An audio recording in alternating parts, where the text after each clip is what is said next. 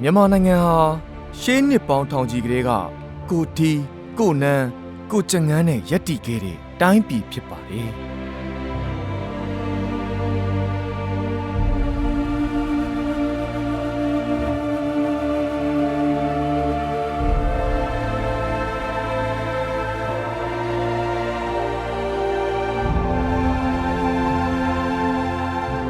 ရှေးရခင်မင်းများလက်ထက်ကလေးကပင်စေဝါအတက်ကိုကျွမ်းကျင်သူများဟာနိုင်ငံတော်နဲ့မြေဧကတိတို့ရဲ့အမှုတော်ကိုထမ်းရွက်ခဲ့ကြပါတယ်။စင်ဖြူရှင်မင်းလက်ထက်လက်ဝဲတုံတရအမတ်ကြီးဆက်ဆိုတဲ့နန်နီသေနာပြုတ်မှာစကန်းထောက်ထောက်ရောက်ရောက်သမျှပြပြပြောပြောသဘောသာချမ်းကြည်တော်ဝမ်းဖြင့်ဝေချမ်းရိတ်ခါမမမကြမ်းမေးမြန်းကုတမဆပိုက်ဖျားချီလီသွားတော်နှစ်ပါးမင်းကိုနှစ်ဘူနှစ်ရက်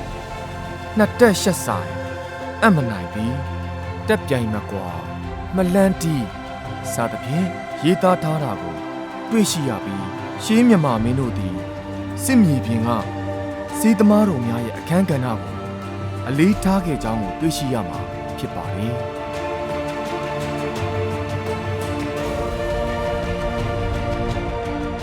19ရာစုအရောက်မှာနယ်ချဲဗြိတိရှားတို့ဟာတဘာဝအရင်းမြစ်များအားရယူလိုတဲ့ရည်ရွယ်ချက်နဲ့တန်ရေးတမန်ရေးပြဿနာများကိုဖန်တီးကာစစ်ပွဲ3ကြိမ်ဆင်နွှဲပြီးမြန်မာနိုင်ငံအားသိမ်းပိုက်ခဲ့ကြပါပြီ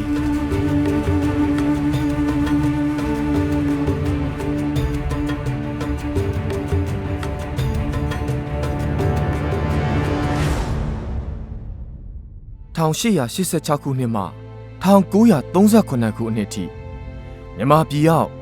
စစ်ဘက်နယ်ဘက်ဗြိတိရှနဲ့အိန္ဒိယဝန်ထမ်းအားလုံးရဲ့ဈေးအကာအကွယ်ပေးရေးကို India Medical Services IMS မှတာဝန်ယူဆောင်ရွက်ခဲ့ပြီးနောက်ပိုင်းမှာတော့ Burma Medical Services BMS ကတာဝန်ယူဆောင်ရွက်ခဲ့ပါတယ်။ BMS လက်အောက်မှာမေမျိုးရှိဗြိတိရှစစ်ဆေးရုံနဲ့မြန်မာပြည်စစ်ဆေးရုံတစ်ခုစီမန္တလေးမြို့မှာမြန်မာပြည်စစ်ဆေးရုံတစ်ခုမင်္ဂလာဒုံမှာလည်းမြန်မာပြည်စစ်ဆေးရုံတစ်ခုနဲ့ရန်ကုန်မှာစေးတူလောင်ရေးဌာနတစ်ခုတို့ကိုဖွဲ့စည်းထားရှိခဲ့ပါတယ်။ရဲဘော်3ကြိမ်ဦးဆောင်တဲ့ဗမာလွတ်လပ်ရေးတပ်မတော် BIA ကို1942ခုနှစ်ဒီဇင်ဘာလ26ရက်နေ့မှာထိုင်းနိုင်ငံဘန်ကောက်မြို့၌စတင်ဖွဲ့စည်းခဲ့ပြီးမြန်မာနိုင်ငံအတွင်းသို့စစ်ကြောင်း3ကြောင်းခွဲကဝင်ရောက်လာခဲ့ကြပါတယ်။ချီတက်ရလမ်းတစ်လျှောက်မျိုးချစ်လူငယ်အများအပြားဝင်ရောက်အမှုထမ်းခဲ့ရာစစ်ကြီးမဖြစ်မီကလေးကပဲတဝယ်မြို့မှာရှိခဲ့တဲ့တူနာပြုတပ်ဖွဲ့ဟာတဝယ်စစ်ကြောင်းမှဗ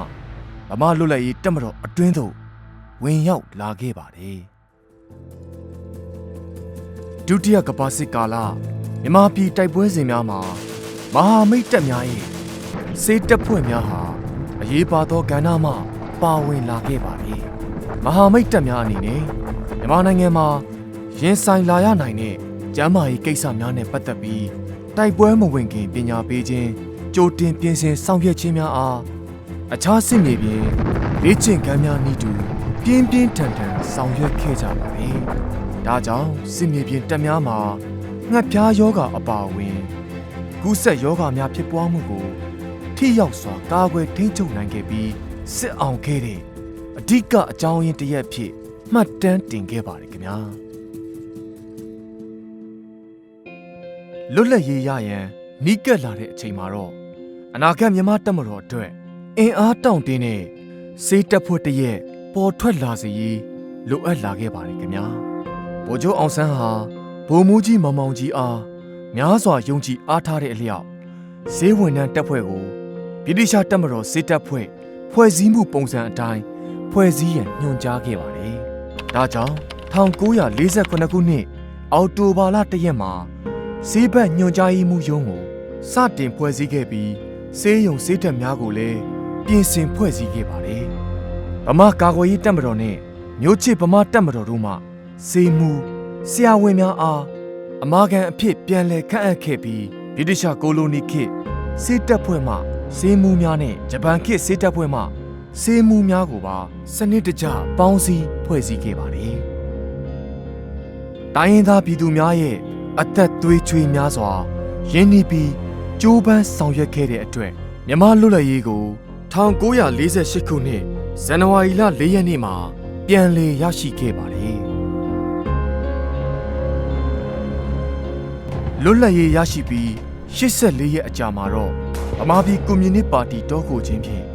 ပြည်တွင်းတောင်းကျမ်းမှုစတင်ခဲ့ပါတယ်။ပြည်တွင်းတောင်းကျမ်းမှုနှိမ်နင်းရေးကာလမှာ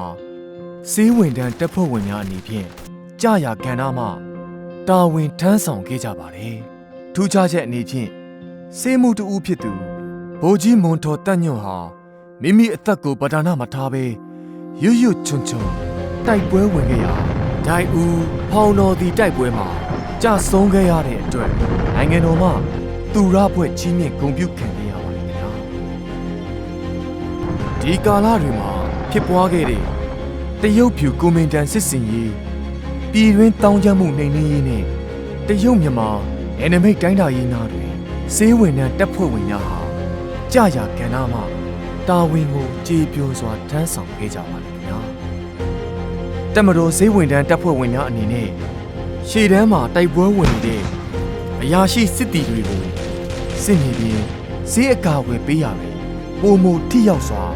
ဆောင်ရွက်နိုင်ရန်အတွက်ဈေးဘက်ဌာနချုပ်နဲ့လေ့ကျင့်ရေးတပ်စစ်မြေပြင်ဈေးတက်ရင်ငါရင်စစ်တူနာပြုတင်နန်းတပ်ဆွဲတို့ကိုစတင်ဖွင့်လှစ်ခဲ့ပြီးဈေးတပ်ဖွဲ့အတွင်းလူဆွမ်းအားအရင်းမြစ်ဖွံ့ဖြိုးတိုးတက်လာစေရေးအတွက်ဆောင်ရွက်ခဲ့ကြပါတယ်1962ခုနှစ်တော်လှန်ရေးကောင်စီအစိုးရကာလမှာစေးရုံစေးတပ်များကိုတိုးချဲ့ဖွဲ့စည်းခဲ့ရာရခိုင်ဗမာတပ်မတော်စေးတပ်ဖွဲ့ဌာနချုပ်နဲ့လေ့ကျင့်ရေးတပ်အားဗဟိုစေးတပ်အဖြစ်၎င်းအခြေချစစ်စေးရုံရန်ကုန်ဂဒင်900အားတပ်မတော်စေးရုံကြီးဂဒင်900အဆင့်သို့၎င်းအခြေချစစ်စေးရုံမျိုးဂဒင်300အားအမှတ်1အခြေချစစ်စေးရုံဂဒင်900အဖြစ်သို့၎င်းအမှတ်1နှင့်အမှတ်2တပ်မတော်စေးရုံ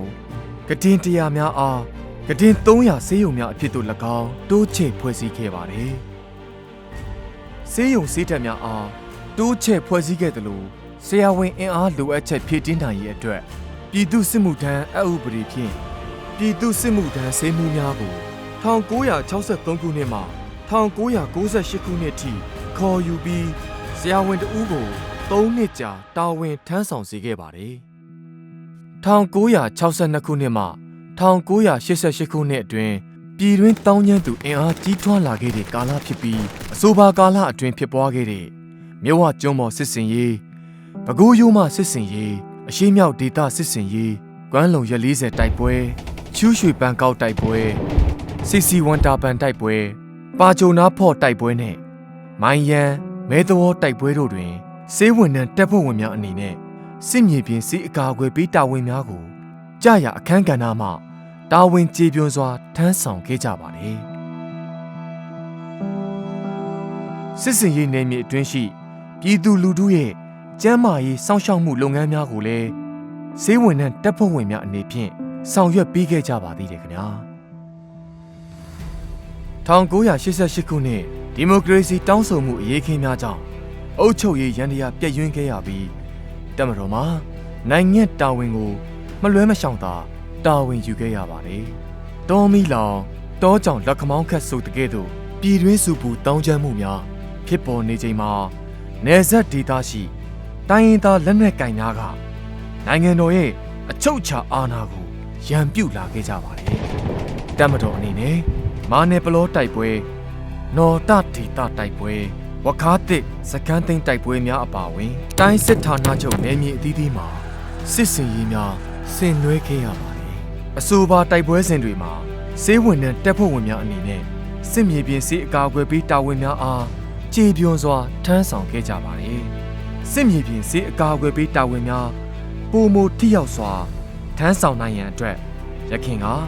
စစ်မြေပြင်စစ်တပ်ရင်9ရင်သာရှိခဲ့ရမှာ14ရင်အထိတိုးချဲ့ဖွဲ့စည်းခဲ့ကြပါတယ်။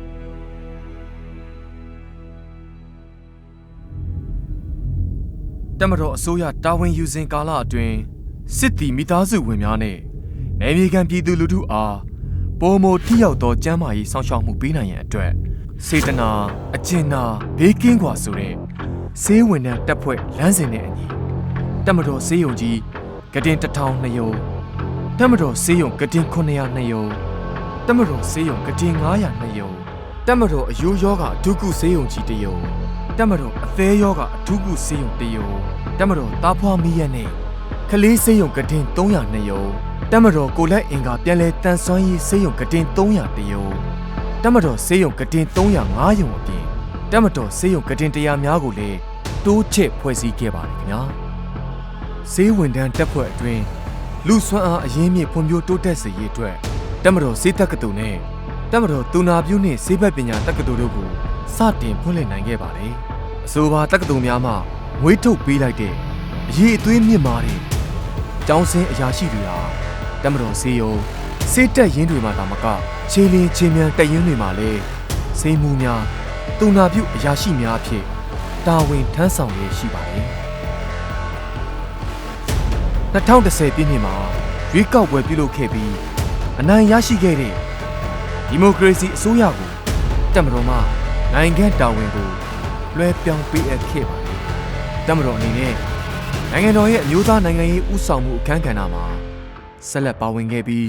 နိုင်ငံတကာအဆင့်မီတပ်မတော်တရက်ဖြစ်ပေါ်လာစေရေးအတွက်ကြိုးပမ်းအားထုတ်ခဲ့ပါတယ်ဝေးလံခေါင်ဖျားဒေသများရှိတပ်မတော်သားမိသားစုဝင်များနဲ့ဒေသခံပြည်သူလူထုကိုအခြေခံကျန်းမာရေးစောင့်ရှောက်မှုနဲ့ရှေးဦးကုသမှုများအမြန်ဆုံးဆောင်ရွက်ပေးနိုင်ရေးအတွက်25ကတင်ဆန့်တပ်မတော်ဆေးရုံများကိုလည်းတိုးချဲ့ဖွဲ့စည်းခဲ့ပါတယ်နိုင်ငံရေးစနစ်ကူးပြောင်းကာလအတွင်းတောင်ကျမ်းသူများနဲ့ဖြစ်ပွားခဲ့တဲ့လောက်ကင်တိုက်ပွဲမုံကိုဒေသတိုက်ပွဲငကြံစကန်းသိမ်းတိုက်ပွဲများအောင်လော့တင်နန်းကျောင်းစကန်းသိမ်းတိုက်ပွဲချီဖွေဒေသစကန်းသိမ်းတိုက်ပွဲဂေါ်တကားစကန်းသိမ်းတိုက်ပွဲတွေမှာဆေးဝန်ထမ်းတပ်ဖွဲ့ဝင်တွေဟာရှေ့တန်းကြကြစစ်စင်ရေးဆေးအကာအကွယ်ပြီးတာဝန်များကိုလည်းထမ်းဆောင်ခဲ့ကြပါတယ်ဆေးဝန်ထမ်းတပ်ဖွဲ့ဝင်များအနေနဲ့နိုင်ငံအတွင်းတဘာဝဘေးရန်တွေကြားရောက်ချိန်များမှာလည်းပြည်သူလူထုရဲ့ကျန်းမာရေးစောင့်ရှောက်မှုများနဲ့ယောဂကာကွယ်ရေးလုပ်ငန်းများကိုဆောင်ရွက်ပေးခဲ့ပါတယ်အထူးသဖြင့်နာဂင်းနဲ့ဂီရီစိုက်ကလုန်းမုန်တိုင်းကြားရောက်မှုများနဲ့တာလီငလျင်ဖြစ်ပွားမှုများမှာဆေးဝန်ထမ်းတပ်ဖွဲ့ဝင်များအနေဖြင့်တဘာဝဘေးရန်တွေကယ်ဆယ်ရေးနဲ့ပြန်လည်ထူထောင်ရေးလုပ်ငန်းစဉ်တွေမှာပါဝင်ဆောင်ရွက်ခဲ့ကြပါတယ်ခေတ်သစ်စစ်ပွဲတွေမှာတပ်မတော်ကြီးရေလီတပ်ဖွဲ့များအနေဖြင့်တီးခြားစစ်ဆင်မှုတွေမရှိတော့ဘဲပူးပေါင်း၍သာစစ်ဆင်လေးရှိတာဆေးဝန်ထမ်းတပ်ဖွဲ့အနေနဲ့ပူးပေါင်းစစ်ဆင်ရေးလေ့ကျင့်ခန်းများမှာလည်းဆေးအကာအကွယ်ပေးတာဝန်များကိုထမ်းဆောင်ခဲ့ကြပါလိမ့်ခင်ဗျာဆေးဝန်ထမ်းတပ်ဖွဲ့အနေနဲ့မူလတာဝန်များအပြင်ပြည်သူလူထုကျန်းမာရေးစောင့်ရှောက်မှုလုပ်ငန်းများကိုလည်းဆောင်ရွက်ပေးခဲ့ပါတယ်အဲ့လိုဆောင်ရွက်ရမှာမြန်မာနိုင်ငံအနှံ့အပြားကိုရွေလျားစေကူတာရင်များ